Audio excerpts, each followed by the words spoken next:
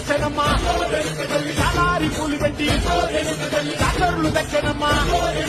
తంగేరు పూలు పెట్టి కంకాణ దుకేనమ్మా ముక్కు ముక్కెరబెట్టి లోకాల నేలనమ్మా ముందార చూడంగా మున్నూరు కన్నులమ్మా వెనుకాల చూడంగా ఏనూరు కన్నులమ్మా సాధువు శిస్తులంతా సాగిల బట్టరమ్మా